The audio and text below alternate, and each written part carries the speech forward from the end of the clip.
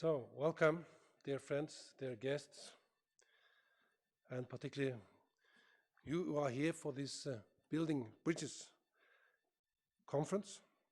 And I greet you, Professor Daniel Marikan, the chair, but all of you who are here in the Ecumenical Center and the guests of the World Council of Churches for this event. Your Excellencies, ladies and gentlemen, sisters and brothers. It gives me also a special pleasure to welcome you here to this Ecumenical Center for this opening session where you are going to discuss for some days the theme of freedom, Muslim and Christian perspectives. Many of you have traveled far to come to this event and to participate in this work. Some of you are here from Geneva, some of you are my colleagues here in the house. Whatever, freedom is an essential theme for us human beings. It is really something about our existential values. And it is one of the most essential values of our faith. We also see that many will reduce or limit our freedom or attack it. This costly value needs the support of our faith communities to be seen as the gift of God that it is. Being created by God is also to be given a freedom. But we also know that religious traditions not always have helped to the freedom we want and we need. So, you have really something to discuss. And I look forward to hear what you will find out. We are able to be partner here for this event with Georgetown University to host this Building Bridge this year. And we, after you have been here, we will bring you to an even more holy place, the Chateau de Beausset, our ecumenical institute, some kilometers east of Geneva, where you will really find your peace and your wisdom. It is indeed not the only initiative we host for Muslim-Christian dialogue. The World Council of Churches is involved in many initiatives in this sense, and also other interfaith dialogues where we invest our time, our resources, and particularly also encourage our member churches and our partners to participate. Sometimes the WCC have been criticized for doing this some years ago. Today, everybody understands that this is what we have to do. And we have to do it in many ways. Some will call some of what we do for diplomatic dialogues, where representatives, official representatives, and leaders from the different institutions and religious traditions meet. We have a lot of that, but I would say it is much more than a superficial diplomatic in the sense of not really talking about the real issue. But we need also what some would call the shoulder-to-shoulder dialogue, where we discuss what shall we do together, not only what we think or believe or not believe together, but what really can do together in shared action for justice, for peace, for freedom, for all that need what we can offer. We need the dialogue that engages young people, and we need dialogue that helps people in their daily life to find a way to live together as friends, as neighbors. Let us also embrace and welcome the theological dialogue, where we go deeper into the theological traditions we represent, to our books, to our texts, but also to dig into our own understanding of it, our use of these texts, and sometimes not the best use of them. Dialogues like this can really help all of us to see better one another's reflections, but also a critical reflection on our own. There are definitely already many bridges which should be used and are used, and I think your gathering is one of them. But there are also definitely many bridges to be built, and you are among those to build them. So we welcome you. We have our expectations to what you will do, and we hope and pray for the good outcome of these days. Thank you for accepting the invitation to have this meeting hosted by the World Council of Churches. And I also extend my particular congratulations and thanks to my colleagues, David Marshall and Marietta Roland, for their hard and successful work to prepare your meeting. I'm sure you are in the best hands. And then it's my pleasure to welcome you, Professor Dr. Daniel Merrigan, and to take over. And the floor is yours.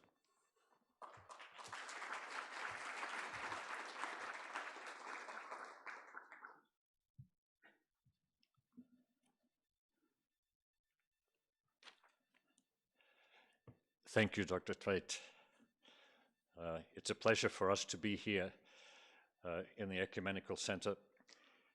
This is the 18th meeting of the Building Bridges Seminar, which began just after the tragic events of September 11th, 2001, as an attempt to give a push towards dialogue. Not a dialogue, as Dr. Tveit pointed out, simply of diplomats, but it was envisioned and has been sustained over these years as a committed, careful listening to one another, a committed and careful learning to theologize together, a committed and sustained attentiveness to one another and to one another's questions. It may seem rather pretentious to take a theme like freedom and even to spend 4 days together on the subject with people from around the world, as though somehow we are going to come out with the definitive statement on the question of freedom from a Muslim point of view or a Christian point of view, or even from some kind of agreed point of view. That's not what we do in building bridges. We do this, it's a small, sustained activity. It's an activity which relies on hope. It's an activity which relies on love also between people of faith. It relies on friendships which have grown over these 18 years so that we can come together and study our texts together in a placid way, in a way which is open, in a way which is creative, in a way which is not seeking to represent particular interest groups or power groups, but in a way in which we really do grapple together with what is deepest for us, and that is our faith. The Second Vatican Council said of Muslims that along with us, they adore the one and merciful God. What we adore, what has seized us as to be adored, to be worshipped, is the one God. And that, in this building bridges process, is what we ever more deeply discover. How each group of believers, each individual believer, worships. How each individual believer, how each community of believers has been grasped by God and is drawn by God into the future that God wants. And so it's a small voice, but we hope that it's a voice which is creative. We hope that it's a voice which, even though it's perhaps only in whispers, that it gradually spreads. There's a great complexity to the question that we have before us this time, and it's grown out of some of the history of what we've been doing over the previous years. Last year we looked at the question of a world of inequalities, Muslim and Christian perspectives. That led us to the question of freedom. But we had been led to the question of inequalities by our previous year's seminar, which was on power, divine power, human power. We were led to that topic, really, by the much more centrally theological question of monotheism and how the unity of God is understood in our traditions. And so there's an organic growth that takes place in this seminar, and it's an organic growth that we commit ourselves to sustaining with God's help. We ask ourselves with regard to freedom, freedom from what? Freedom for what? Freedom alone, individually, freedom together. Is freedom a zero-sum game in which one person's freedom, one person's increase in freedom is necessarily impinging on the freedoms of others? We will look also at the questions of how we are to explain ourselves as believers to a world which does not necessarily believe and which does not see Christians and Muslims as having anything constructive to say about freedom, to a world which often thinks of us as being anti-freedom, obstacles to freedom. And so there'll be a crisscrossing of questions in these days. The questions we grapple with ourselves within our traditions about freedom and servanthood, our servanthood of God. The questions that arise between our traditions regarding freedom, the freedoms we allow ourselves, allow each other in the various political situations that we control, in the various ways we have of perceiving the world. And we open ourselves together as believers to the questions of those who rightly challenge us for our failures to build a world of true freedom, to promote freedom throughout this world that is God's.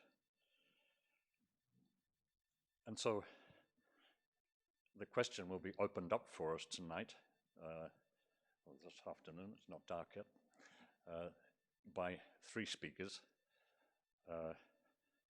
One from the Islamic tradition, speaking on behalf of the Islamic tradition, one from the Christian tradition, and then a response to them.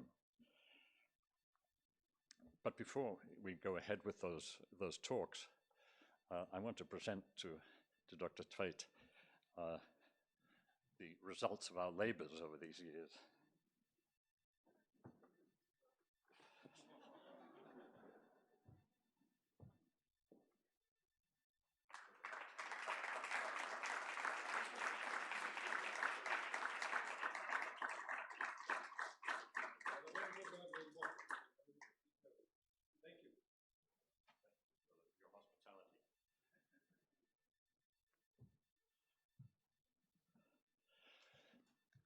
Now, if our three speakers would come forward, Rosalie, Azza, and Mona.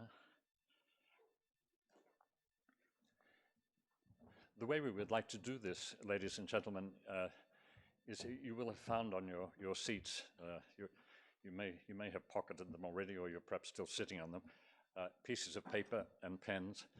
We thought rather than the often very unsatisfactory way of just sort of looking around for a show of hands at the end of the speeches, we would take written questions so that then we can find the questions which are really meaty questions which we can then put to the speakers. So while you're listening to them, if questions arise for you, please do jot them down on those pieces of paper you have. I'm not sure why they're round, but anyway. it's an interesting departure. If you have very long questions, there are some more. There's some more pieces of paper over there, and I think Marietta can help you out. We'll collect those pieces of paper while Azza Karam is giving her response.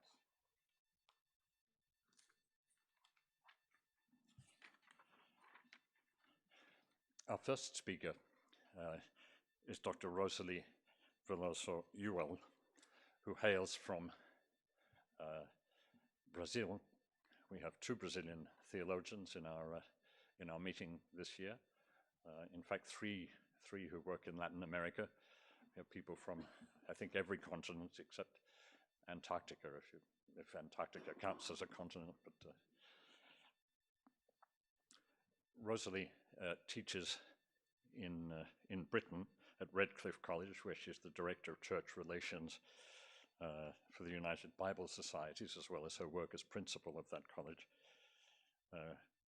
You have her full details in your program, so I won't take up more of her speaking time.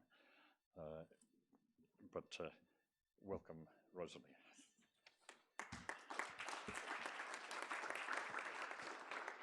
Thanks, Dan. Yeah, thank you. So, boa tarde. Boa tarde. Yes, that's good afternoon. It's a real privilege and joy to be here with you this afternoon. Thank you for the invitation and for the honor I have to share this time with such distinguished colleagues. I'm looking forward to our conversations today and for the rest of the week of this Building Bridges seminar. So the title I was given is Freedom, a Christian Perspective. Ooh, boringly huge title. What if we turned it into a question? Whose freedom? Or who gets to decide what freedom is? I'm certain you can come up with other questions. Many Christians around the world have just celebrated the Feast of Pentecost, when we remember how God's Spirit came down and inspired the disciples to speak words of truth and proclamations of freedom and justice in many different languages. Those gathered in Jerusalem for that feast from all over the world could understand the words, each in his own language. One extraordinary aspect about that story is that the distinctions and the differences among those different people were maintained. It was indeed a proclamation that was meant to unite people, but such unity maintained the integrity and the freedom of who they were. It also created something new, a new type of community, new friendships, and a new freedom. As a people under Roman domination, they were free not to be all the same. Among other things, it was an affirmation of the goodness of the diversity of God's creation and of the many peoples of this world. During this week, Building Bridges seminar will look at various texts, both ancient and modern, from Islam and from Christianity. These texts we will study have helped shape positively and negatively the different ways our traditions understand freedom and the practices that are the outworking of such understandings. In a Christian perspective, God is the source of freedom and dignity for all of creation, not just people, but for everything. Human beings are free and of immense value, not because of what we do or our abilities, not because of nationality or race or gender or anything else. We are free and dignified because we are created in the image of God. Thus, the basis for freedom in Christianity isn't the Universal Declaration of Human Rights, though we affirm that, nor is it some form of modern liberal secularism, though there are things that can be learned there too. Freedom has its source in the very being of the Trinitarian God. Love is the expression of this freedom. Not that Christians have been consistent or even understanding of this, far from it. Our failures, past and present, are ever real, ever in need of prophets and friends who will show us our shortcomings and our failure to live out the freedom divinely given in love. That said, for the brief time together that we have now, I want to focus on two aspects of the contemporary debates and discussions about freedom. First, who gets to decide what freedom is? Second, what is your vision of freedom? To consider these, I'll tell you a few stories. Stephen Shoemaker, in his book God Stories, suggests that we are story-formed creatures. Any true understanding of freedom or justice has to be comprehended and passed on to others as story. We are, Shoemaker says, homo narratus. This is profoundly true in our context today, not because it's a clever use of the Latin, but because for too long freedom has been emphasized and considered in the realm of debate and discussion of the Homo sapiens. We do far too much thinking and not enough storytelling, not enough listening or practicing of freedom. Who gets to decide what freedom is? Modern liberalism might proclaim freedom for all. It is a basic human right. But what does that look like in the diversity of our contexts? What do we do with those who choose something that we think is less than free? What are the boundaries between freedom and authority, between freedom and anarchy? Who gets to decide where these boundaries are located? Freedom and power go hand in hand. A common challenge to liberal secularism is that its notions of freedom and equality are very Western and determined by ideas of capitalism and democracy. In this type of critique, freedom becomes something imposed on religious communities that distorts or undermines the convictions of such religious traditions. At one level, it is a fair critique. On what basis do we determine whether the convictions and practices of a religious community impose a limitation on freedom? Conversely, how can we affirm freedom of religion for all traditions while at the same time judging certain practices as abusive or oppressive? Freedom isn't a given, either in its definition or in its practice. Catholic theologian Ivan Illich of the 20th century questioned how we can talk about peace in a language shaped by aggression. President Kennedy talked of the war on poverty. Even the most peace-loving advocate has strategies, literally war plans. We talk of freedom fighters. So a challenge for us is how can we talk about a recovery of a true sense of freedom, or put freedom into words and deeds? As Illich writes, to me, it seems that each people's freedom is as distinct as each people's poetry. Hence, the translation of freedom is a task as arduous as the translation of poetry. Freedom has a different meaning for each epoch and for each cultural area.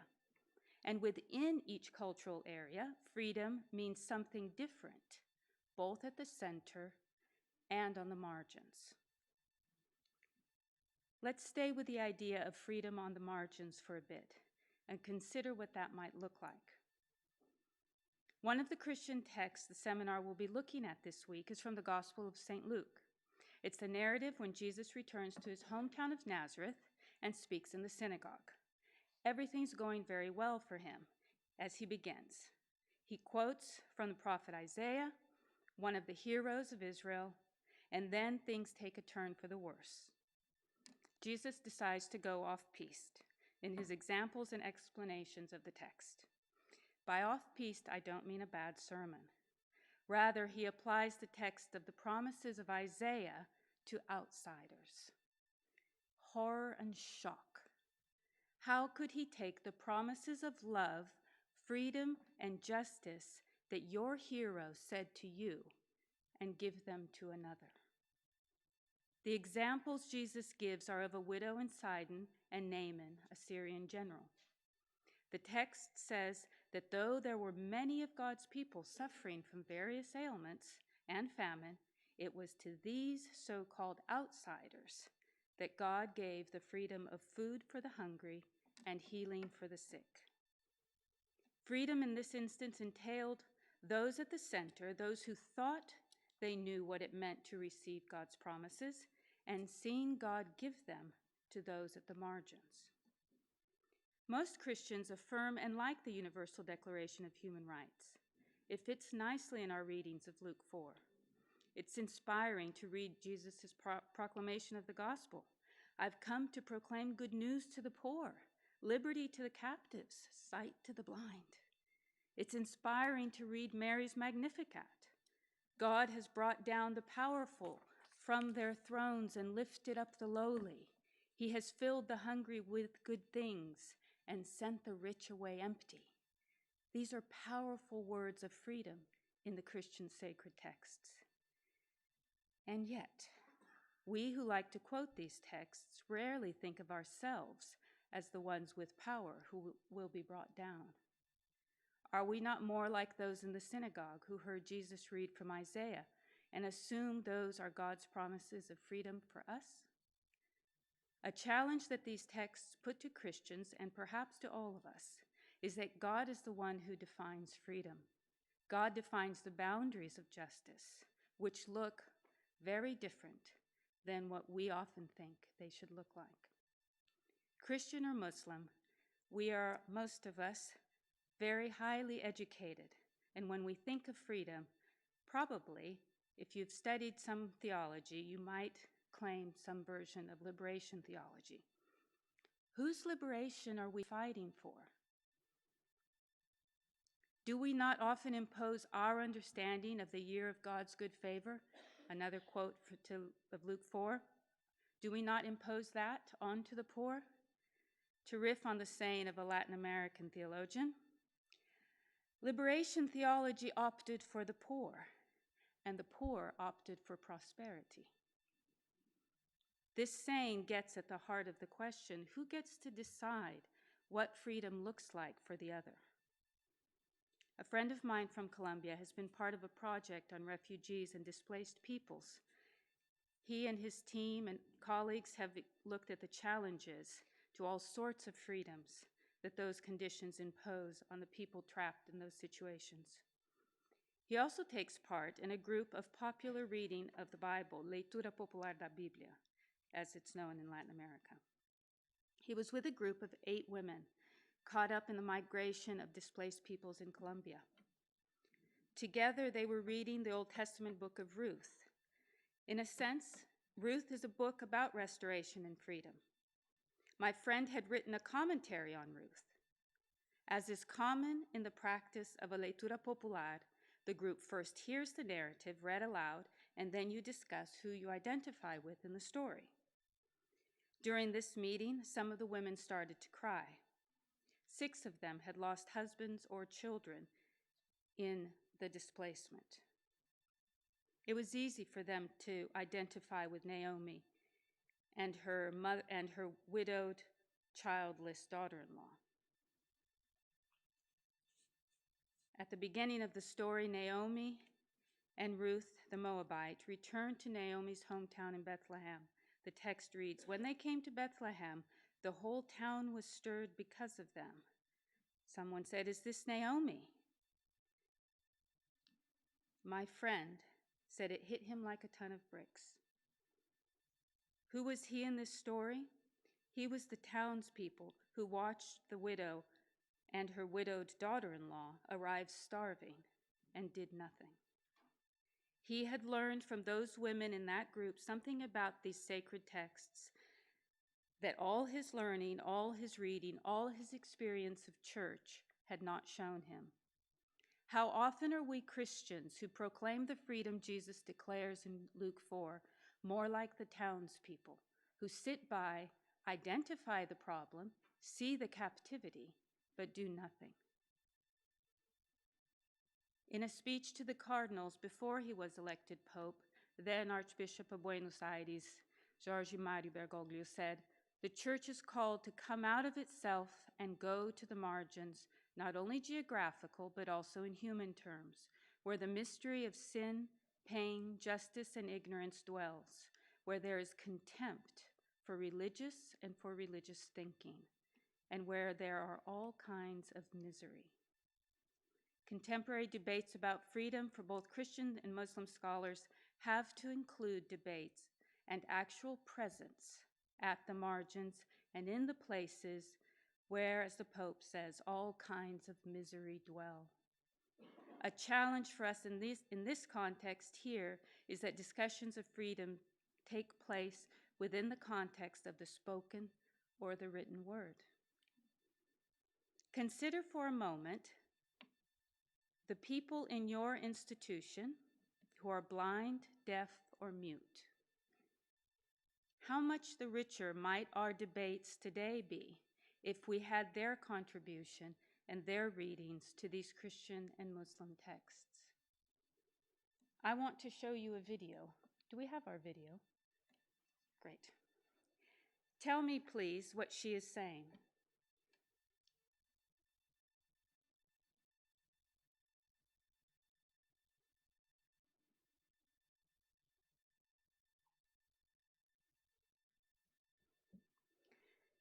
You can keep it playing. In 1999, the Universal Declaration of Human Rights broke the record and became the most translated document in the world. According to the UN website today, there are 525 translations of the Declaration. 525. Of those, guess how many are in a sign language? 5. 2 of which are American Sign Language and British Sign Language.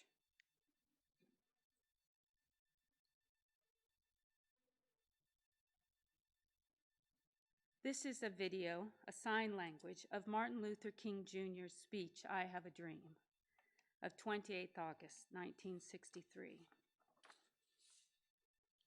50 years ago, a great American in whose symbolic shadow we stand today signed the Emancipation Proclamation. This momentous decree came as a great beacon light of hope to millions of Negro slaves who had been seared in the flames of withering injustice. It came as a joyous daybreak to end the long night of their captivity. I have a dream that one day even the state of Mississippi, a state sweltering with the heat of injustice, sweltering with the heat of oppression, will be transformed into an oasis of freedom and justice. I have a dream that my 4 little children will one day live in a nation where they will not be judged by the color of their skin, but by the content of their character. I have a dream today. Dr. King's speech is all about freedom. It is also a speech that draws on the biblical images of slavery, captivity, freedom, and justice. I said 2 questions. The second was, what is your vision of freedom?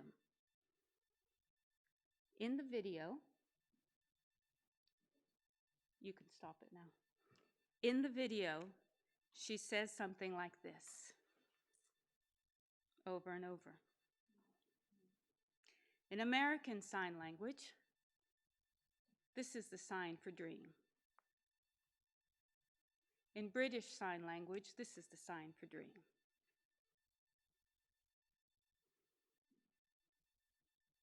But when Dr. King's speech is done, this is the word used. This is the sign for vision. It's always done like that. It's not just a dream. It is a vision of freedom. Visions are more concrete. Visions are shared and acted upon. Building bridges is part of a wider vision of promoting dialogue in various forms. What is your vision of freedom? We only learn of the vision of Dr. King's speech through sign language. In building bridges, we need not only to read and debate our sacred texts, but to read them with and through the voices of others, including sign language, just as happened with the group in Columbia reading Ruth, and just as we learn from this short video. Our discussions of freedom and our attempts at justice have their integrity insofar as we learn to be with and at the margins. How is our vision of freedom enhanced by the friends we make and the company we keep. Illich wrote about conviviality as an alternative to captivity. Conviviality, literally living together. He said conviviality refers to a sense of individualized freedom in personal interdependence. You cannot be free alone. True freedom is anything but individualistic. Samba, typical music from Brazil, is best played or lived in the roda, in the circle of samba. Like those early Christians at Pentecost, there is great diversity in the roda de samba. Each person has her own gifts and unique talents, but the freedom and beauty of the music only happens when they meet in the circle. Without the circle, you can blow your whistle or bang your tambourine as much as you'd like, but it won't be samba unless you're doing it with others. Building bridges is a type of roda. The music that will come from these times of conviviality will be unique. Our vision of freedom enhanced by the other, even as we consider together whose voices are missing at the table, and how do we go from here to be in that convivial circle where freedom is perhaps best realized at the margins. Thank you.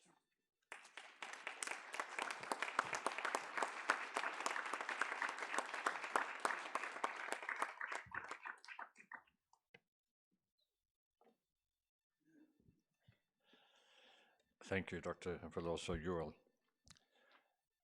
Our second speaker is unfortunately not with us.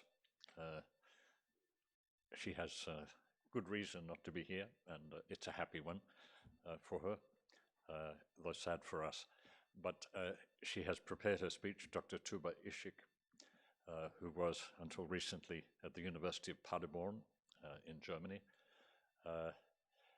And her paper will be read by a colleague of hers, Dr. Mona Tatari, who is also from the University of Paderborn, where she is a junior professor in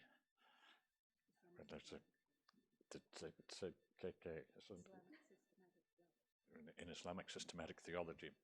They have there the Center for Comparative Theology and Kulturwissenschaft. So there's lots of Germanic Germanismus there.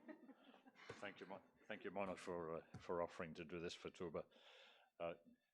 When in the question time, of course, Mona will not be bound to defend Tuba's opinions. She has plenty of her own.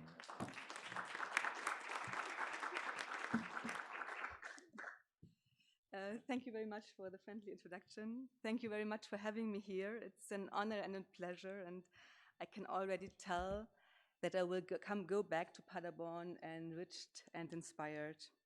Yes, it's a pity that my colleague Tuba Ishik can't manage to be here, and I will try to do the best to do justice to her text and to her message. Though I don't have her vivid way of presenting a text, and that's half of the text, how to present it, I try to do my very, very best, and I hope I can get her message across in a good way. She built up her text into 5 points, and the quotation of the text starts now. Freedom from an Islamic point of view by Dr. Tuba Ishik. Introduction. In the 9th century, the question of the relationship between human freedom and divine predestination and determinism accompanied the development of rational theology. The debates from the classical period constitute the foundation on which today's different Muslim discourses around freedom have developed. However, after briefly mentioning a few of these classical approaches to freedom, I will concentrate on the modern period, focusing especially on the question of the freedom of women.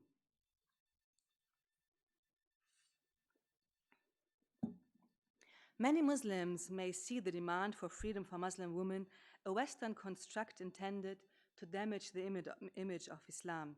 However, this suspicion must be resisted because the truth is that restrictions on the freedom of women are an ever-bleeding wound in Muslim societies even today. Muslim women around the world are struggling with various forms of repression, which are justified in particular by theological arguments.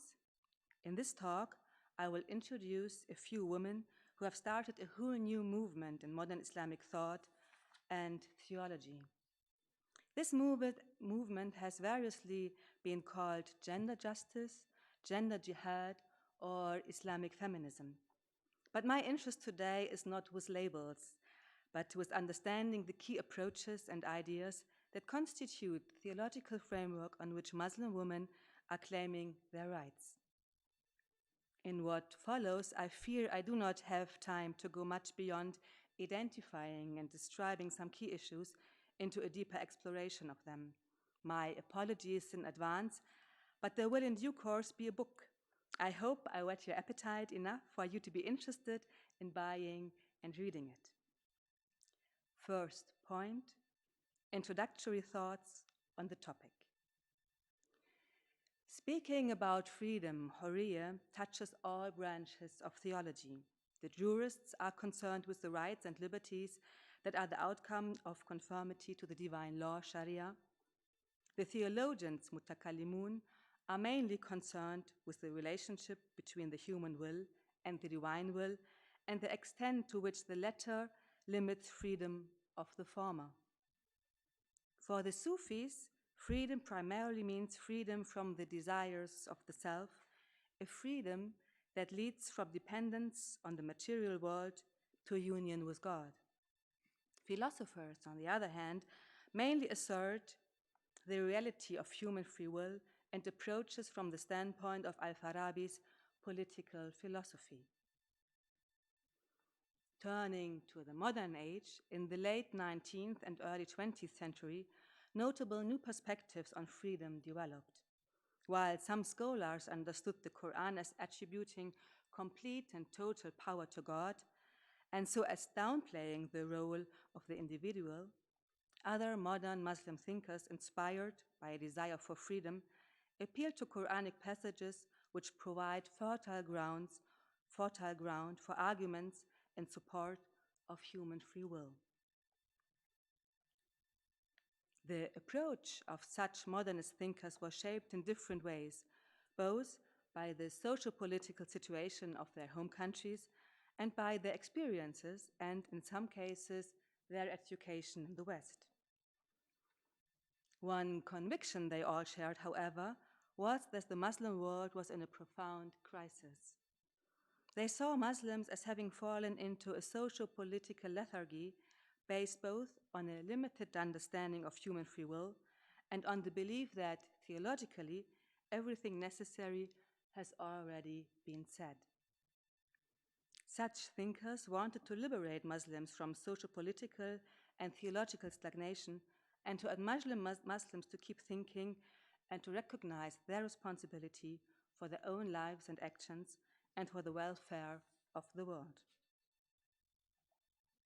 Turning to a specific example of such an approach, the Indian thinker Muhammad Iqbal tried to reconcile Islamic theology with modern thought by referring mainly to questions of spirituality. The goal of his philosophy was to facilitate the emancipatory effect of religion. The goal of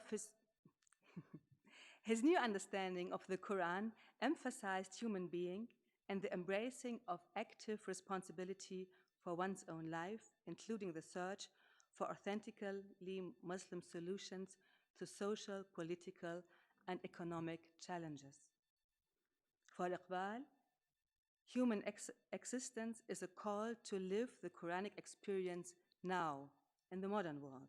He believed that this means that God limits his own freedom for the sake of human freedom.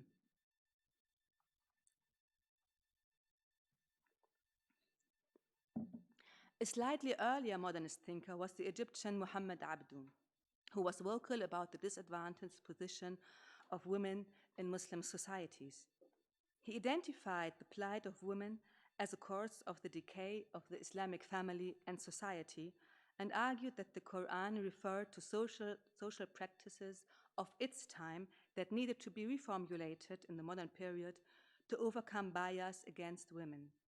In a similar vein, other thinkers argued that although in its original 7th century context, Islam had provided women a position of honor and respect, with clearly stated rights and legal protections in the areas of inheritance, marriage, and divorce, which all improved the situation of women considerably, nevertheless, political and social circumstances through the subsequent centuries had often worked to the disfavor of Muslim women.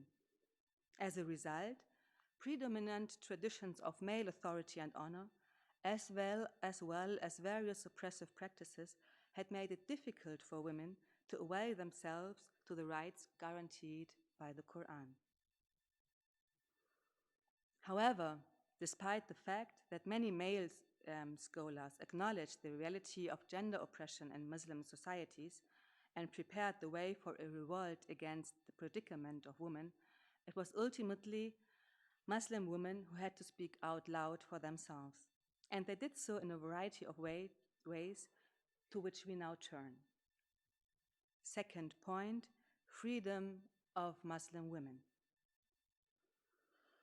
From around the middle of the 19th century, Muslim women increasingly took up the struggle with their largely marginalized position in family and society, reclaiming in their writing and everyday activism the right of their own ijtihad, their own independent reasoning, or authority to interpret the Islamic sources for themselves in addressing the issues of the day. The aim of these efforts was to break out of their marginalized positions, which were justified by traditional interpretations of the Quran and Hadith. Hadith meaning authoritative collections of saying and actions of the Prophet, which have exercised great influence in the Islamic tradition and is the second source for religious reasoning. The motivation for many women certainly lay firstly in their own experiences and of oppressive practices, sexism, racism, and so forth, and secondly, in ethical and moral commitment to Islam. Educated middle and upper class women were the first to introduce new ideas. Two outstanding examples from the mid-17th century can be briefly mentioned here. The Egyptian Aisha Abd al-Rahman, who held a professorship for Islamic theology in Morocco, based her strong advocacy of women's rights on a contextual interpretation of the Quran and eternal ethic and spiritual values. The Lebanese Nazira Zainuddin argued for the equality of Muslim women in the Arab world. Her criticism focused not on the Quran itself, but rather on the responsibility of Muslim scholars for women's underprivileged living conditions.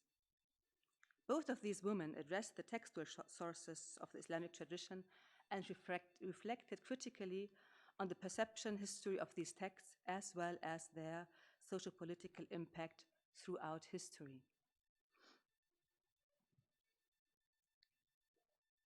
In the 20th century, a number of reforms in Muslim-majority countries have led to improved opportunities for education, for gender equality, and in general to greater emancipation and empowerment for women.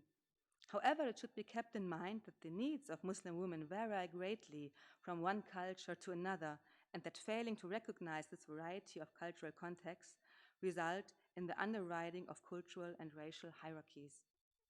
While recognizing the universality of gender justice, our approaches must also be culture-specific. In this light, Muslim women scholars, together with a few men, have tried to bring the different experiences of Muslim women into the discussion, seeking recognition for the voices of women and their ways of knowing, alongside those of men, as equal important contributions to the lived realities of Islam. Muslim scholars, some calling themselves Muslim feminists, formulate hermeneutical approaches to the Quran and Hadith in favor of women's rights and against patriarchal systems and structures. While the gender debate focuses mainly on the Quran, there are many hadith texts that have been used to subjugate women, prompting scholars like Fatima Manisi and Farid Ishaq to assess the historical credibility of such texts through painstaking examinations of their chain of transmission. Let me now mention a few contemporary approaches in slightly greater depth.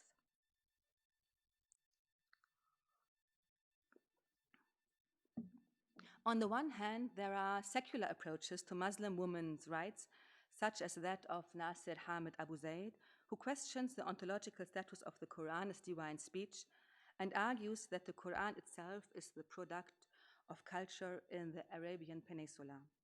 He seeks to secularize the Quran as a precondition for establishing women's rights. On the other hand, there are theological approaches such as that of Asma Barlas, who, unlike Abu Zaid, criticizes patriarchal interpretations of the Quran and not the text itself.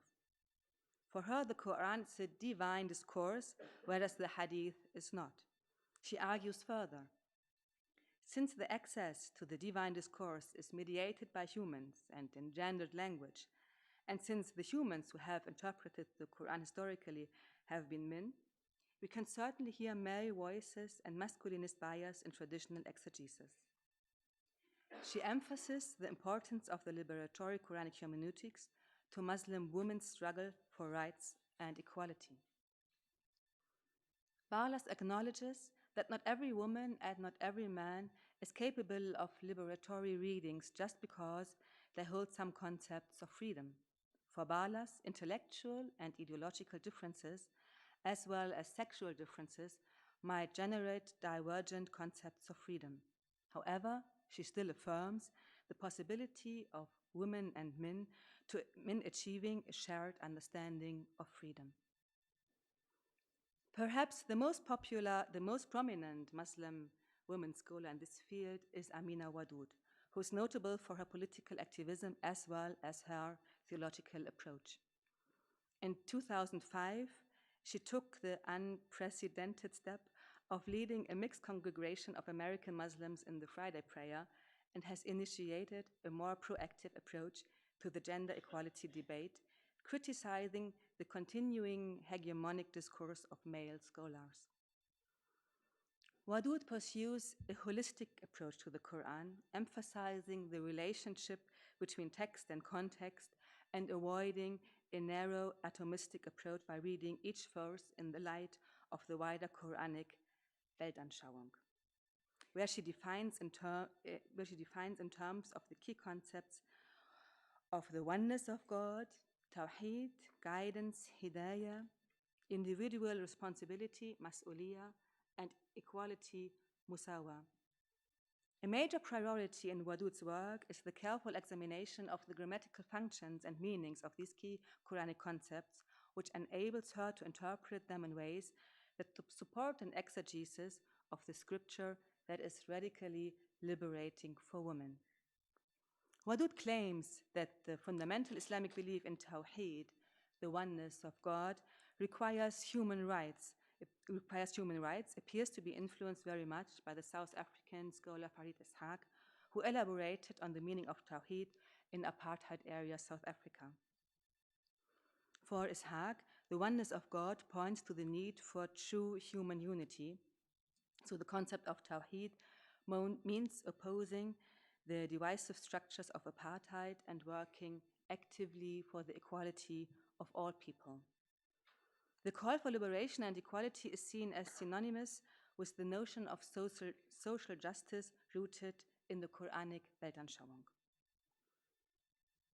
The critique in the Quran and the prophetic tradition of the social and political structures of the 7th century pagan Arabs has been deployed by many Muslim activists and scholars to criticize Western countries like Germany and France, in which significant Muslim minorities live and where Muslim women encounter discrimination as well. In Western countries, in contemporary cultural debates and battles, the bodies of Muslim women are transformed into representatives and mirrors of the Muslim community, becoming focal points for the projection of collective needs and identities. Wheeled women in particular are disempowered and become the subject of various discourses related to democracy, modernity, and womanhood. They face an unjust social order. The wheel is used as a reason to deny and limit their access to educational opportunities, professions such as the law and the labor market, which all leads to the marginalization of Muslim women from the public sphere, as well as to their silencing. So the gender jihad in the West has a certain character and aims, whereas in traditional Muslim countries such as Afghanistan, it may have a quite different focus, such as fighting for a woman's right to enter mosques and to learn how to read the Quran. Fourth point, resistance of authorities. Before concluding, let me outline briefly some of the counterarguments to the various liberative Muslim approaches I've been describing.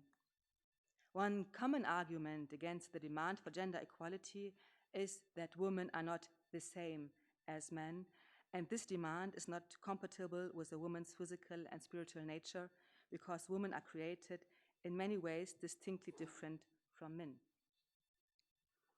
From a quite different perspective, there are those who may be personally sympathetic to the outcome sought by the liberationalist approach I have described, but who argue that the Quranic text undeniably has patriarchal elements because it inevitably reflects the cultural realities of its historical context.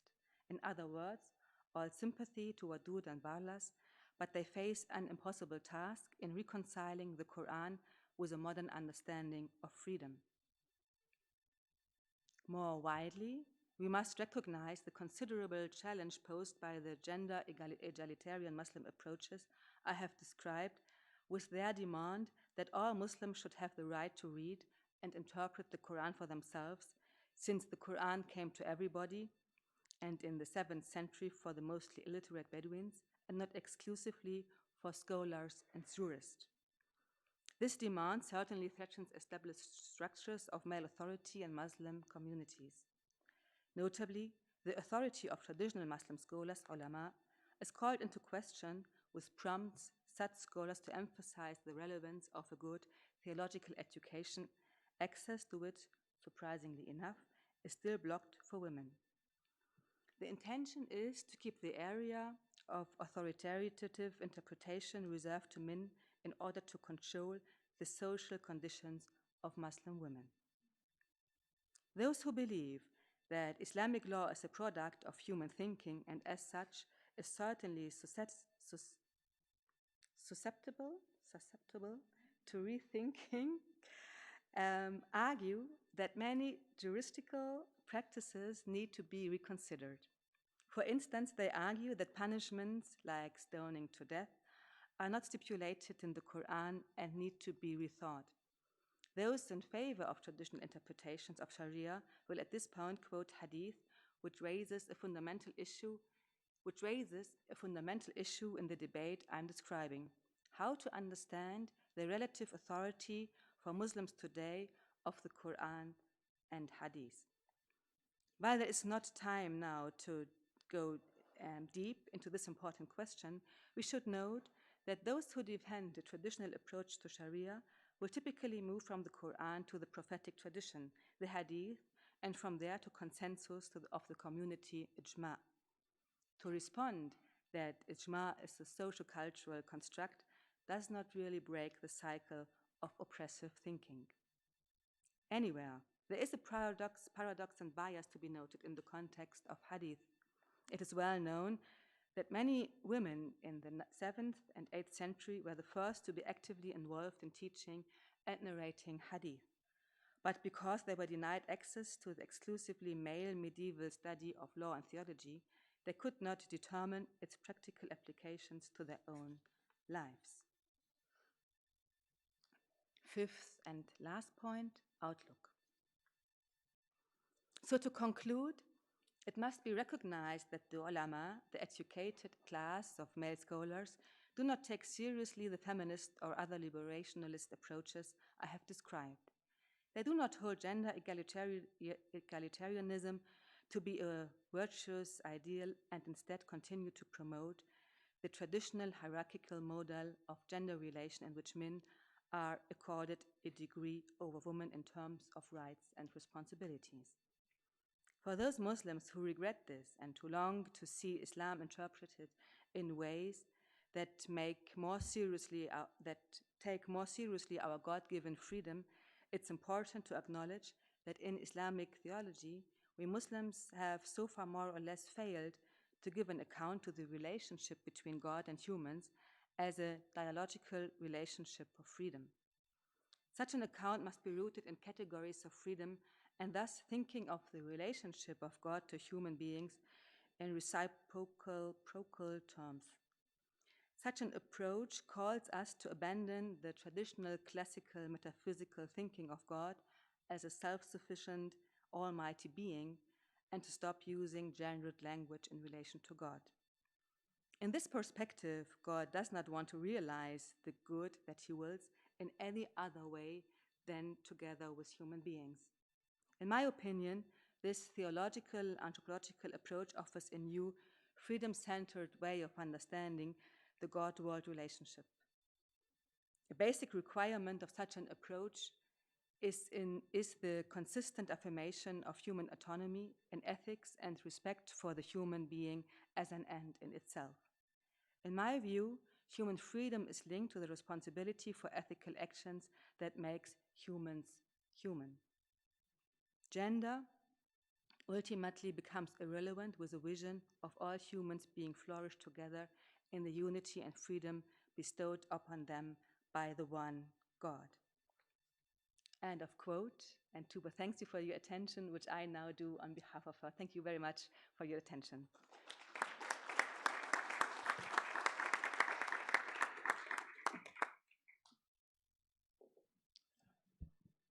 Thank you so much, Mona, for presenting Tuba's thoughts so clearly.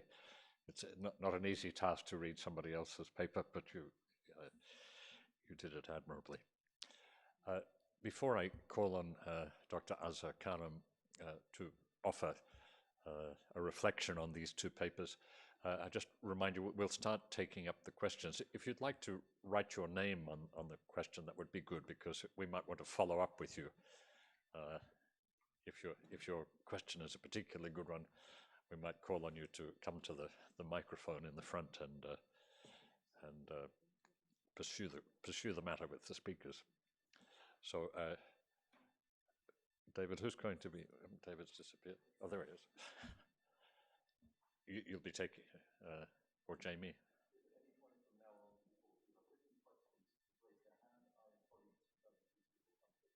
Okay. Yep. So, right away.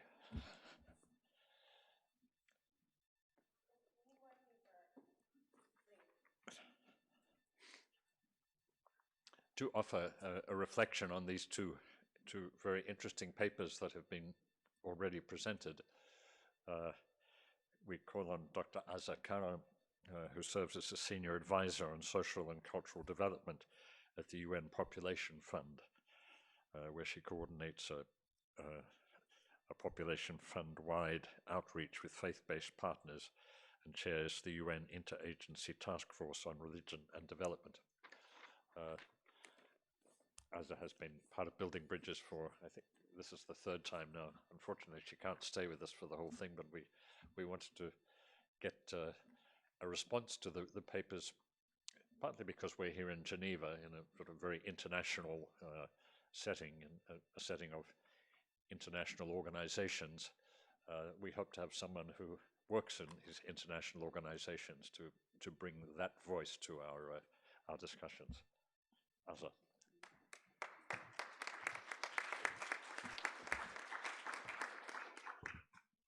Thank you very much indeed. Assalamu alaikum, peace be upon you all. It's a tremendous privilege and an honor and a joy to see so many familiar faces in the audience, and to be here. I want to formally thank the distinguished organizers of Building Bridges, which I happen to be a great fan of, for the opportunity to be here with you. And I especially want to pay tribute to the two authors who wrote and the presenter, who have done a wonderful job. So my task is to serve as a respondent to these excellent and learned presentations. I'm honored to attempt to do so, and which I must qualify at the outset that I can only approach this as a practitioner and scholar of international development and multilateralism and a scholar of lived religion, but I'm not theologically qualified. So if and when I err, I beg you to bear with me. Dr. Tuba Ishik speaks of freedom in modern and contemporary times, 19th and 20th century onwards, not necessarily through reading or narrating Quranic text, but rather sharing the readings by theologians, as well as women's lived realities. Thus, Ishik references the lens of women interpreters who, in essence, challenge the jurisprudential status quo, either through secular approaches or through theological ones. For Ishik, it would appear that her reading of freedom is through the prism of women having to, quote, face an unjust social order, end of quote, in which, among other ills, the veil, I'm quoting, the veil is used as a reason to deny and limit their access to the labor market, to certain professions like lawyers and education opportunities that leads to the disintegration of Muslim women from the social-political public sphere, as well as to silencing them. And she emphasizes the word for silencing. In her argument, Ishik refers to gender equality and gender equitable hermeneutics in referencing the patriarchal elements of Quranic text, which sits ill at ease with those of us practitioners of development and foreign policy who have long argued that gender encompasses multiple sexual orientations and forms of socialization. In turn, these would have diverse implications on the perceptions and realities of freedom, which should not be circumscribed, in a sense, to what women experience. And while Ishik clearly notes that cultural context is critical, her own presentation is narrated largely through a Middle Eastern-inspired set of realities, which I argue silence South Asian and Southeast Asian Muslim realities by simply ignoring them, in spite of the large number of Muslims in those parts of the world. Nevertheless, Ishik makes cogent arguments for the right of, quote, every Muslim to read and interpret the Quran for themselves, since the Quran came for everybody and not exclusively for scholars and jurists, end of quote. She underlines that this would be quite challenging, since surely, in her words, this thought threatens established structures of male authorities in Muslim communities and calls the authorities of the scholar class into question. Thereby, she continues, scholars find themselves obligated to emphasize the relevance of a good theological education whose access, surprisingly, is still blocked for women.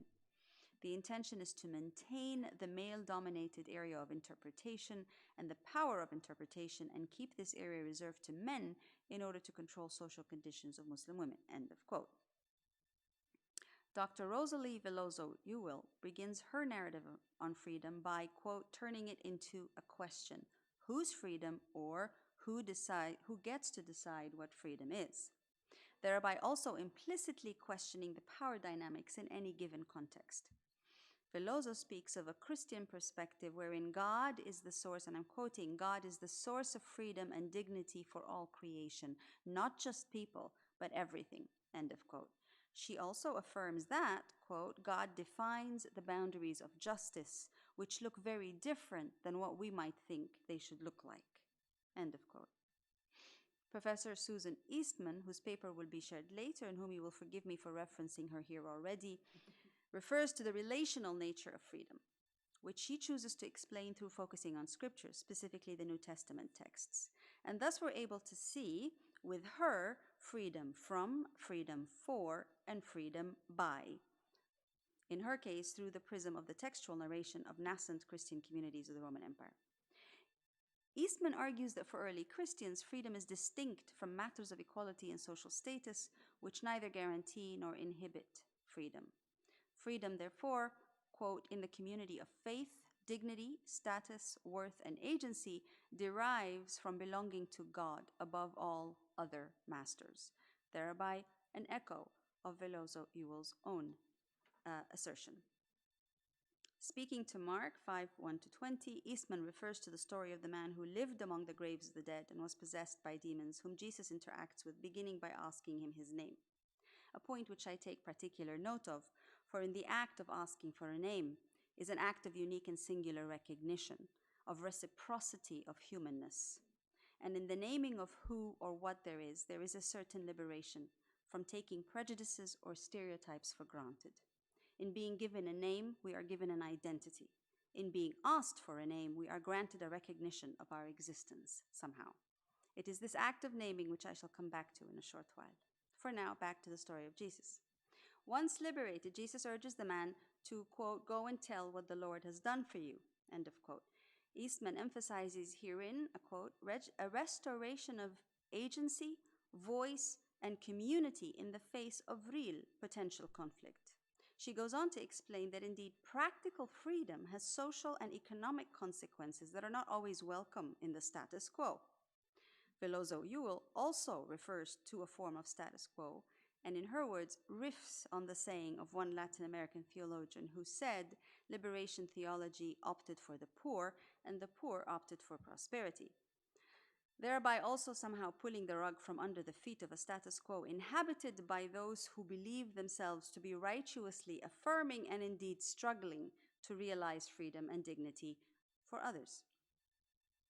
Both Ishik and Veloso Ewell speak to notions of freedom as fundamentally challenging the status quo, whether it would be through women-centric exegesis of the Quran or through asking the very foundational question of who gets to decide what freedom looks like for the other. This leads me to what I'm asked to do, i.e. reflect on freedom in the context of contemporary dynamics of working on, with, about another feature of our status quo, the intersections of religion, development, and foreign policy. There is no way I can present to you the full overview of 2 decades of working very specifically on these intersections, primarily as a policymaker. What I can do is tell you a story of trying to do religion as a practitioner of human development, as a policymaker whose job is to advise fellow policymaker, and might I say never get listened to, and as an academic scholar of international relations and of religion and development. But above all, I asked you to listen to what I have to share, spoken from the most important space I actually have, which is that of a woman of faith. I started working on religious intersections with human rights by interning with a human rights organization in my part of the world, in the Middle East, dealing with what were alternatively referred to as Islamists, those who espouse Muslim ideals and their interpretations of Islamic praxis, in a very deliberate effort to challenge or take over political power and government. But this term was often conflated with Muslim fundamentalists. The mere fact that these 2 distinct categories of Muslim realities were often seen by many human rights actors, and especially women's rights activists, as one and the same, eventually taught me what I consider to be one of the challenges of doing religion. That is, that there is a deliberate essentialization of ideas, praxis, scriptures, characters, identities, and even of laws, which is constantly taking place by all actors. This essentialization takes place by governmental entities, non-governmental organizations, secular or faith-based, individual or collective. We essentialize or seek to simplify complex realities by placing them into neat categories which would fit our own worldviews, a word which I can never pronounce in German, but we did a very fine job of before. It is a syncretism which refuses to go away. It goes something like this. We, policy wonks, did democracy, we did human rights, we did and are doing terrorism, and now we're doing religion. The fact that religion does not quite lend itself to the same means of comprehension, enactment, realization, and indeed instrumentalization has yet to register. This essentialization is a key feature of the current instrumentalization taking place by government officials of religion, and specifically of religious non-governmental actors, whether religious leaders, religious NGOs, or religious institutions. It is, or should be, a huge undertaking for secular government bureaucrats to seek to understand the complexity of faith. Think of each religious or faith tradition, historical evolutions of each textual exegesis, contextual cultural dynamics, idiosyncrasies of human lives lived in the names of those traditions, the social, political, economic, financial kaleidoscope of religious discourses. This is a serious dose of literacy.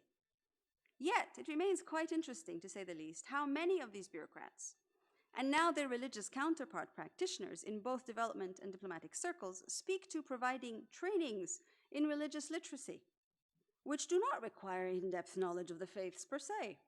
The justification is that we are not studying religions, but merely how religions intersect with development, for example, the SDG agenda, or indeed with foreign policy. A little like the story of the man who was freed of his demons by Jesus and who went to tell his people what his Lord did, I made the argument that as secular practitioners and policy wonks, some of us should probably not presume to understand the complexities of religion as a matter of people's faith by focusing on systems of governance. So for instance, we should not seek to learn about Islam through studying how one Muslim country's development or foreign policy is taking place. Please do not presume to understand Islam through such prisms, I argued. For the foreign policy establishment in the Western Hemisphere in particular, this argument has largely fallen on deaf ears.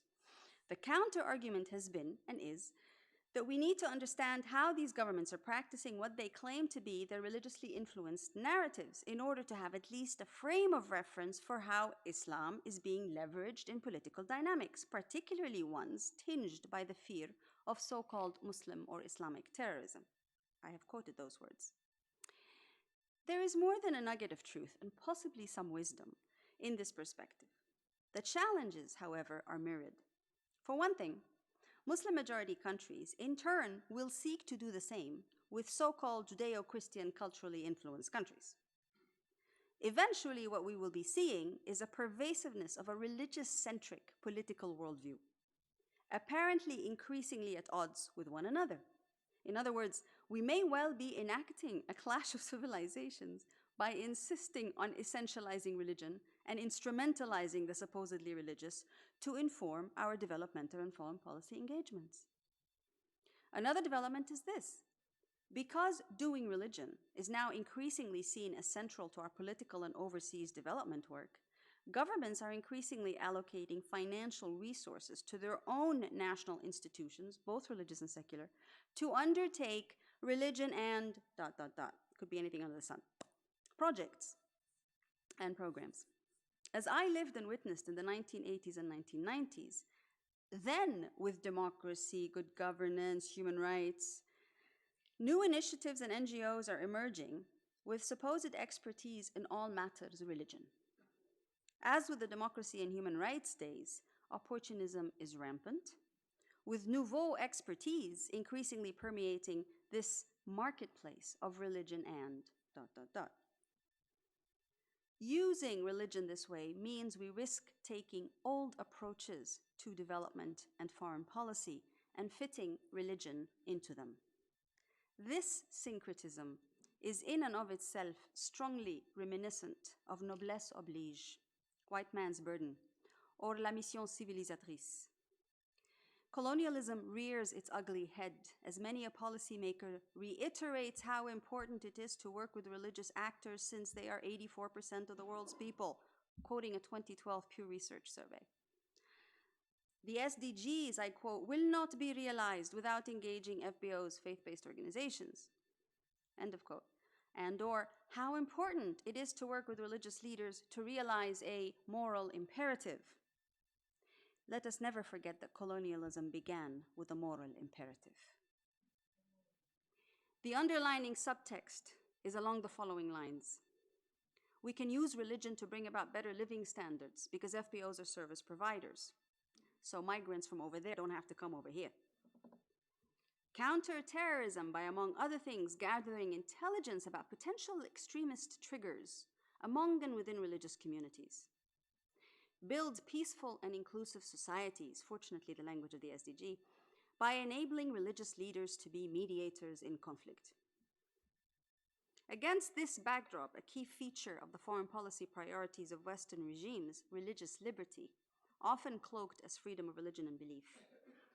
Religious actors, it would seem, according to the mantra of government bureaucrats, should prioritize working on freedom of religion and belief, because this is now, suddenly, understood as a fundamental, indeed even a foundational, human right. It always was a fundamental foundational human right. Why are we working on it now? The emerging industry around FORB is increasingly de rigueur for all matters religion, particularly on the part of the traditional donors to international development, the US, Canada, the European Union, etc. The fact that these are donors to development is, of course, entirely coincidental, but it is not. It means that there is a direction and an intentionality behind this interest, this particular interest. Most of these governments or regimes espousing FORB are the same ones which have veered somewhat to the right of the political spectrum, and some are even blatantly populist. But that, of course, is another apparently irrelevant coincidence.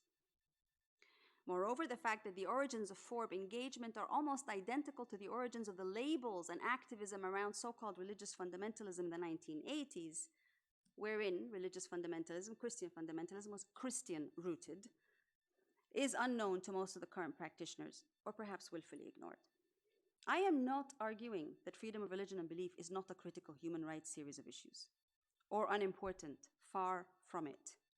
The point here is to appreciate what and how freedom, as understood and practiced in the spaces we have occupied for decades, i.e., those intersections of religion, politics, and human rights, how that is being instrumentalized in what is de facto a neo-colonial context.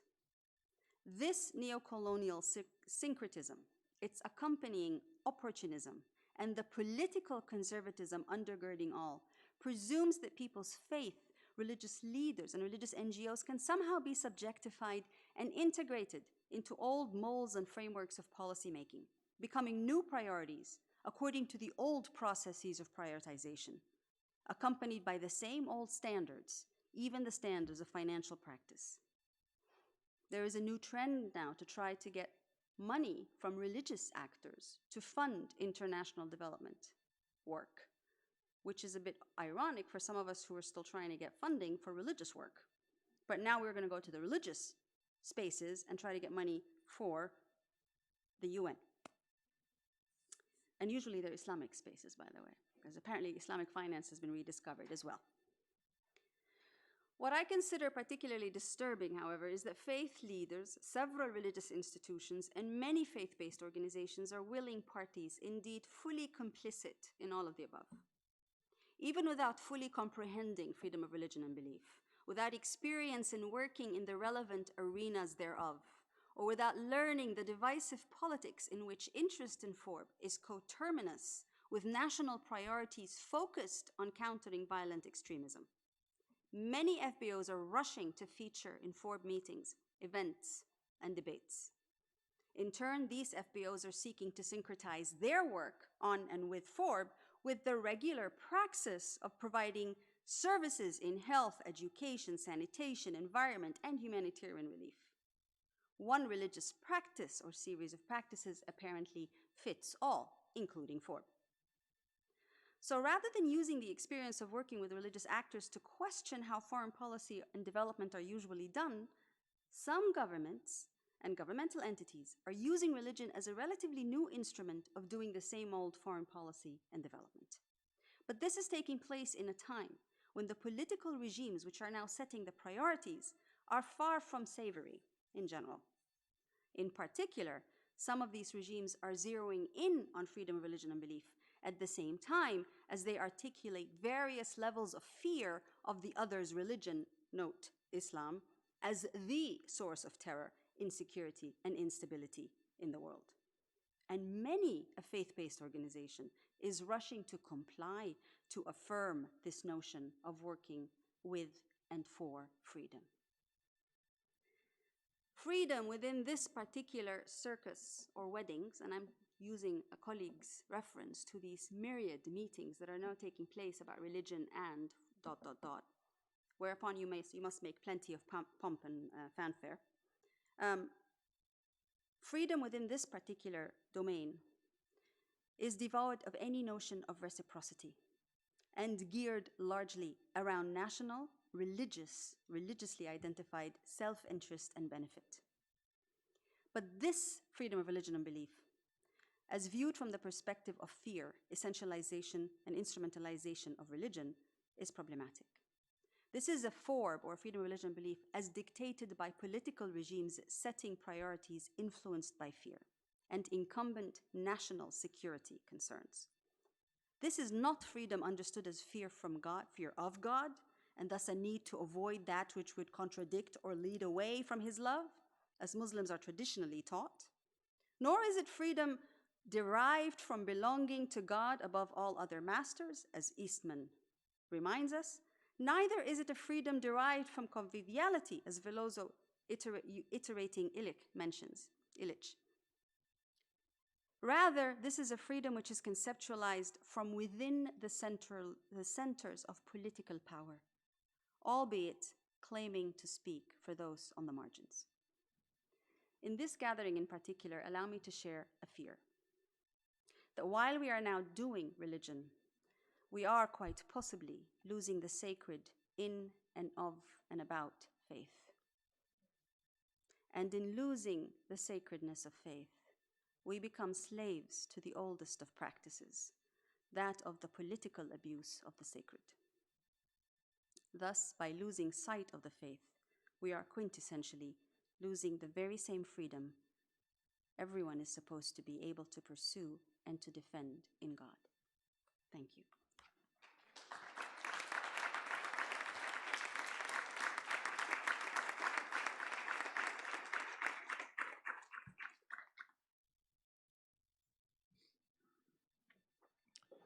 Thank you very much, Azza.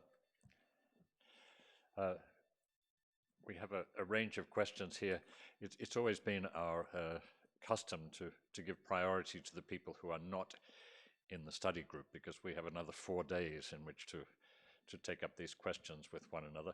So I'm going to give priority to the questions that come from people who are guests here for this situation. Douglas, hello. Douglas Pratt asks, if freedom means the capacity to be authentically oneself, one's community, or to freely express identity, how ought we respond when the claimed freedom of one implies, infers, or requires the curtailment of the like freedom of the other?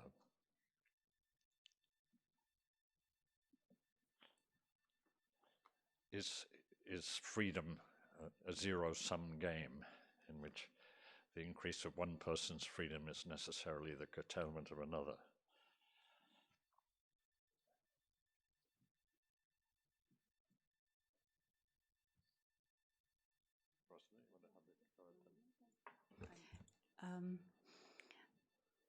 I guess I'd ask whose freedom?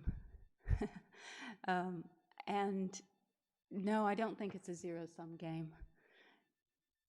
And I think that part of what we're learning, certainly through some of the texts that have been explored, is the need, as was mentioned by the General Secretary, to be shoulder to shoulder and actually to, if my freedom is being curtailed by someone else because of, or in other communities, where are the spaces for me to meet that person, or for those communities to meet? And I think that that's a lot of, those are some of the practices that we, as people of faith, not just doing religion, as Azza has reminded us, how can we help promote those sorts of spaces where messy, complex encounters happen, but where it's in those relationships, in those friendships, that we learn that it's not a zero-sum game, and that might also be a very a way to get around, to undermine some of the politics and the things that Azza has just been sharing with us as well. So, just a couple of thoughts.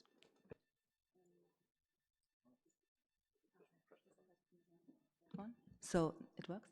Yeah. when I answer this question, and I just can't answer it because it's a really complex question, but if I want to give my thoughts on that, then I would go back to an Islamic word definition, and I like so much the work with the Quranic words, like Amina Wadud does, going back to what were the associations and inspirations of the Muslim in the pre-Islamic and early Islamic time when they heard specific words.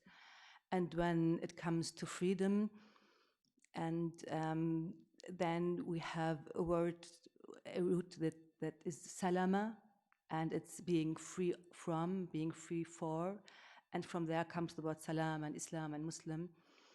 And I would say that any theological approach should be measured to which extent it helps people to be free and sound and in peace. That's for the one point. So it's about defining what kind of freedom I think I'm into it, and that would be first association for me right now.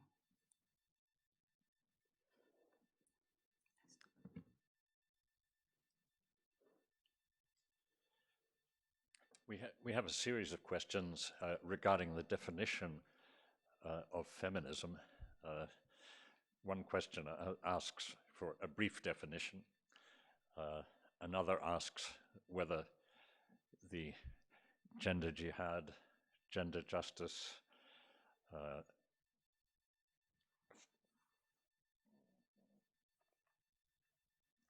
feminism, whether there is really an agreed position on all these which will not change. Is it culturally relative? Is there really such a thing? And the third question adds really to this question of whether the whole question of women's freedom emerged in the colonial period principally because people perceived the apparent freedom of Western women and therefore were pursuing this line on the basis of that. Is that the reason? Is that the reason why there is a concern for women's rights, for gender freedom, or is there something deeper and more integral to the tradition? So the first question is very easy to answer. Of course, there is no common shared definition about what is gender jihad and gender justice or Islamic feminism.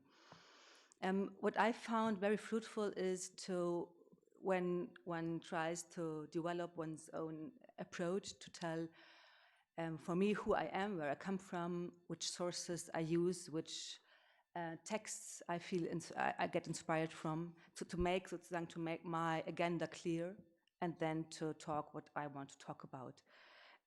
It's always an eclecticistic approach. I have my authors I like, I have my authors I don't like, female or male, but to make one's own decisions clear in regard to the text I refer to, in regard to the methodologies I refer to, makes clear where I come from. And that shows, for example, my agenda. But there is no one common shared idea of what's gender justice or not. In regard to the second question,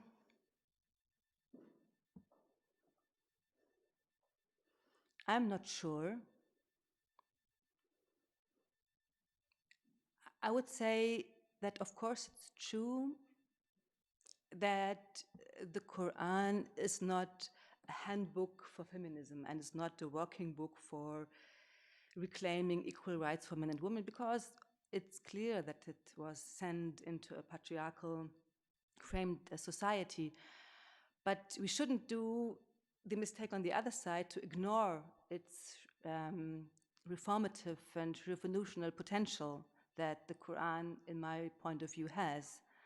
So I would argue for a balanced way between recognizing it's a patriarchal text, but nevertheless, there are some really revolutionary and reformative impulses within the text itself, which we can take today and continue an interpretation of those impulses. So I would say maybe it's like it was a kind of functioned as a catalyzer, maybe, but I'm not sure about that. But the struggle of women and men in regard to gender equality is very much based of doing justice to the text and to the tradition, I would say.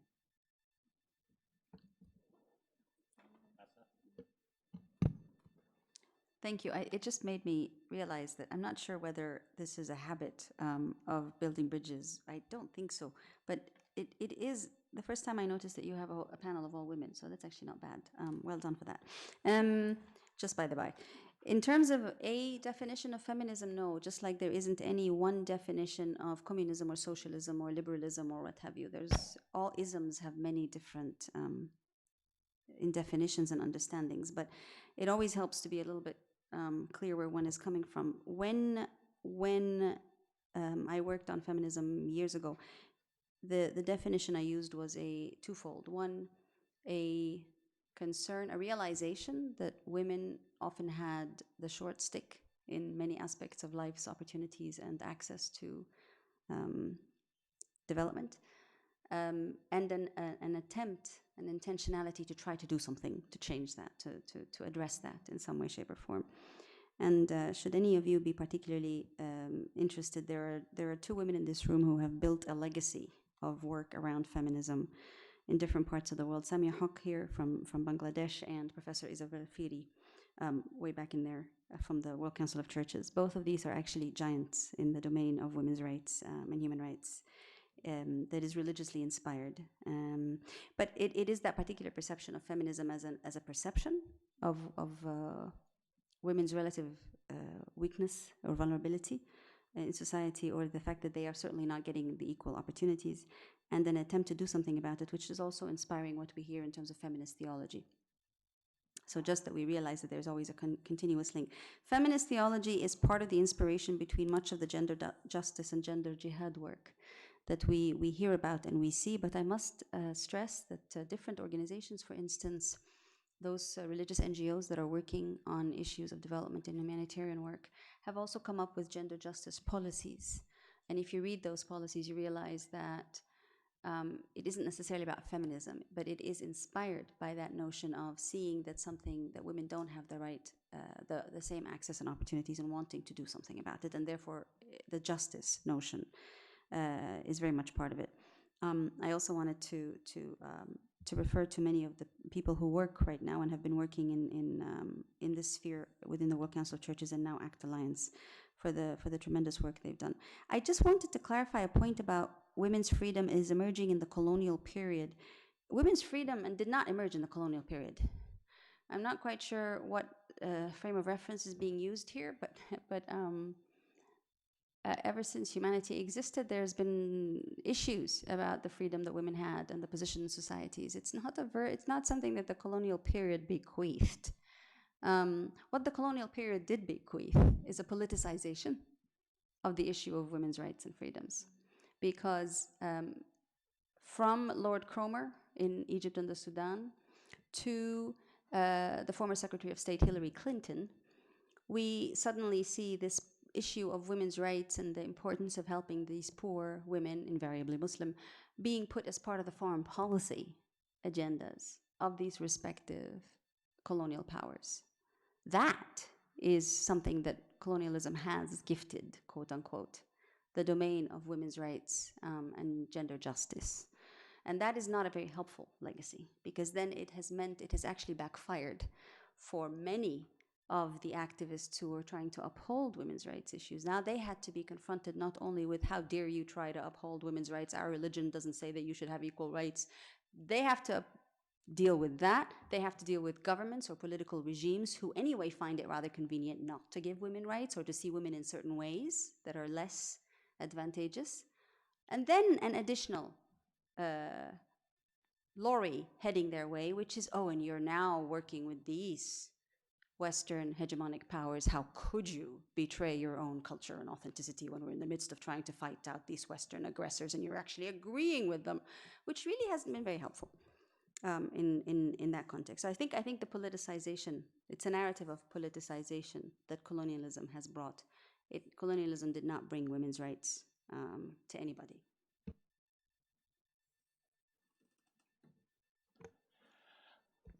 I'm not sure whether it's significant, but the gender of the three questioners who were asking for definitions, and they were all male. That's okay. I'm also. But I think something you said, Rosalie, in your talk, you drew the contrast between Homo narratus and Homo sapiens, and I think what we've heard from these three speakers is the sense of this is coming from the Latin American situation of unequal development and continuing forms of oppression, or from Muslim women who are speaking whether as policy wonks, the term you used for yourself, or as Muslim women who just have to live as Muslim women. So that there's a narrative approach behind all of these. I think there is a sense that freedom needs to be spoken about, and it needs to be spoken about in the actual cases of people living their lives. Whereas probably my own approach very often would be also to look at definitions, historical developments, texts. I think we're seeing something here of a divide. Whether it necessarily divides along gender lines is another question. But I think that distinction between the narrative and the sort of idealized and logical is perhaps helpful to us here. We have a question about how do we foresee expanding the discussions on freedom, which will include diverse views, be realized to broaden dialogue and transformation? That's a very large question. It brings me to say that my heart goes out to the people who will not be with us for the next 4 days, because in one sense you're seeing here the reason we do what we do, because when you get a group of speakers together and you sort of give presentations on a particular topic and you discuss them, it's a very different dynamic from what we actually do in the Building Bridges seminar, which is to sit around a table in groups of 8, 4 Muslims, 4 Christians, and to actually deal with our texts, to get back behind the theories, to the place where we encounter our authoritative texts and where we listen to the voices from within our traditions, and we get into what I like to call the theological kitchen, where we do the messy work of actually engaging with Scripture, engaging with tradition, engaging with the questions which are posed to us, and that's a lot more fun than it is to sit here in a very beautiful hall, nonetheless. But so my heart goes out to those of you who will be leaving us. But I think in answer to the question, transformation will not come simply by the presentation of academic papers. Transformation will come in the ability together for us to in a sustained way, in a calm way, taking 4 days, many hours a day, studying texts and listening to one another. That has its payoff for the students that we teach and for the things that we publish, and so on. It's a slow and painstaking work. It's a wonderful work, but and it's a lot more fun than sitting here, I can assure you. So my apologies to those of you who are not invited to the next 4 days.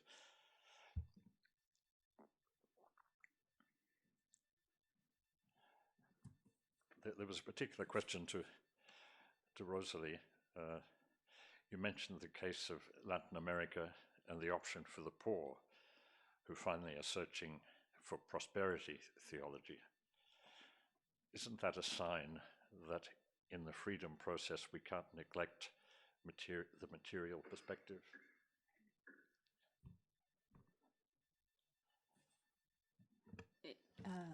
Yeah. It's not just prosperity theology, though, to clarify. It's about the point I wanted to make was about the way we often quickly assume that we have an idea of what freedom looks like, in this case, economic. And there's a lot of wonderful things that have come out of liberation theology. I would claim to be a liberation theologian myself, but it's just, said that. The quote is, liberation theology opted for the poor, and the poor opted for prosperity, full stop. And the point is to question ourselves a bit more harshly about the certain assumptions that we make, and perhaps a type of romanticizing of the poor, these weak women, or whatever category we're talking about, and to get behind some of those assumptions and see how we can be more truthful, how we can interact with others, and that's hence the idea, drawing on Illich, this idea of conviviality that building bridges definitely is. So as Dan said, maybe you can't be with us for the rest of the week, but reading texts with others who are often very different from us it's great. It's also really hard. But all of us can do that, and I think it's quite a subversive way. I've seen it be very subversive. In the city where I live, there's some groups that have done that.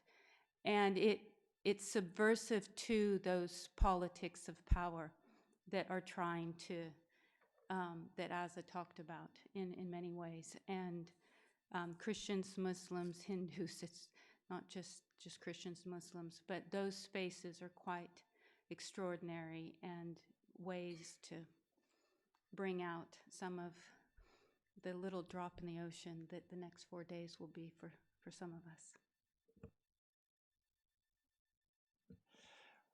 We have a question from Michael Wiener, who congratulates us first for organizing this 18th seminar of Building Bridges. The number 18 alludes to Article 18 of the Universal Declaration of Human Rights on freedom of religion or belief, underlined. How can we also build bridges between theistic believers and atheists/non-theistic believers? The question of freedom of religion is one which hasn't emerged so much in these presentations, and we observed that when we got the papers. So it's any observations you'd like to make about that?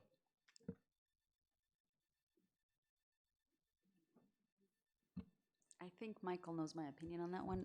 I think he may well wish to hear from the other speakers on the panel about building bridges between theistic and whatever.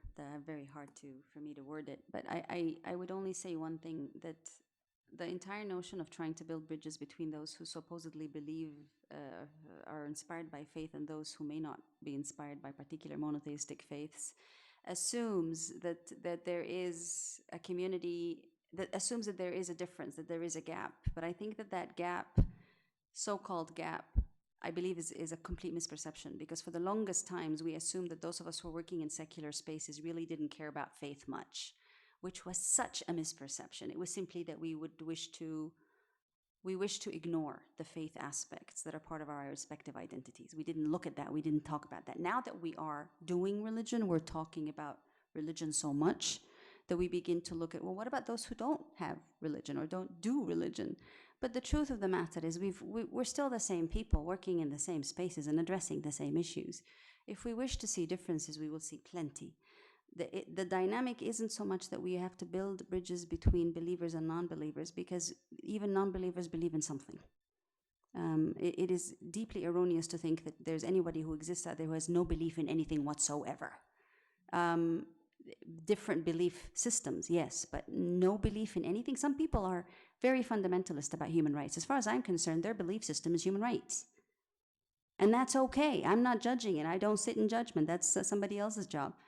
But to assume that there's non-believers is in itself a perspective of judgmentalism about faith and belief in others. And I shy away from that. I just don't have the guts to go there, but there may be others.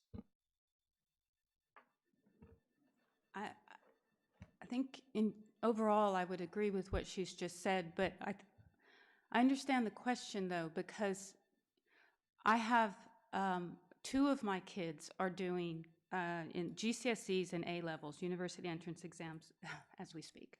And one of the things I've noticed in their books is that assumption. So we might say that that there's reason to question that gap and that exists, but the curriculum for the university entrance exams that my son is doing assumes that gap. It assumes that there is this difference between whatever the textbook means by faith people and non-faith people. And so I think that there is certainly work to be done there. That's not the work of building bridges. One question that I think we would need to ask is, in engaging about freedom and building bridges, what texts would those so-called non-believer communities use? You know, are we going to use the Universal Declaration of Human Rights? And that's one place to start. But quite concretely, that is a distinction, something distinctive about building bridges, that we look at our sacred texts and, you know, kind of how we got to where we are and the different perspectives from the complexities within our traditions. And I would wonder, I think it's an important bridge to build. But again, we would have to be quite clear on some of the assumptions built into that.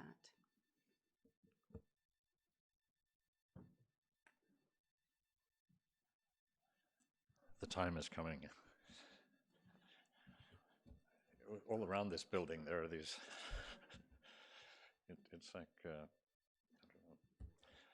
Yes, the end is nigh. I'm reminded in regard to this question of something that Rowan Williams said when he was chairing, I think it was the 2004 meeting at Georgetown. I thought it may have been 2006. But he said, he spoke of the importance of our little atheisms. It is very important that we refuse to believe certain things about God. You know, listening to people who would define themselves as atheist or agnostic is an important part of being a believer, because very often what they are refusing is an image of God which believers themselves do not commit to. It's either an old image, or it's an obscure image, or it's a distorted image. And it's important for us also as believers to recognize our own little atheisms, that is to say, the things that we refuse to believe about God. To believe, for example, that God is masculine and thereby privileges masculinity and so on. So I agree, the distance between theism and atheism is not always as clear-cut as one might think. Thank you all for coming.